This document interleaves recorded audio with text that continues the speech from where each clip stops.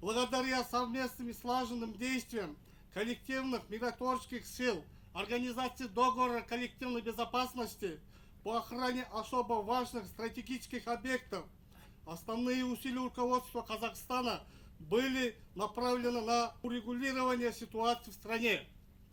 Уважаемые товарищи, мы и вы достоинством и честью исполнили свой воинский долг, показав высокий уровень профессионализма при выполнении поставленных задач по охране стратегических объектов братского Казахстана. Для всех нас и для будущего поколения вы являетесь образцом беззаветного служения Отечеству. Народ Кыргызстана гордится вами. Уверен, что вы и в дальнейшем будете служить во главе во благо нашего Отечества и продолжать славные традиции кыргызской армии. Желаю вам крепкого здоровья, благополучия, успехов в службе, имя процветания нашего Кыргызстана. В количестве 150 человек воинский контингент вооруженных сил Кыргызской Республики был переброшен воздушным транспортом ВКС Российской Федерации.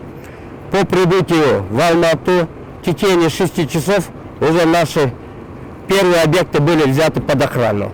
Одним из первых миротворческий контингент Кыргызской Республики приступил к выполнению своей задачи. Народ Казахстана к этому отнесся очень доброжелательно. Во всем старались помогать нашему контингенту, не только нашему.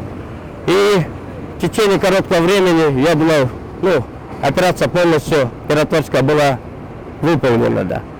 По подготовке мы были готовы выполнять любые задачи. Основная задача была это миротворческие задачи. Да. Конечно, опыт получили мы грандиозный, но это еще надо будет обобщить и анализировать. Мы с своими коллегами из других стран этот вопрос вчера мы обсудили. И я думаю, руководство страны, Министерство обороны эти вопросы потом поставят,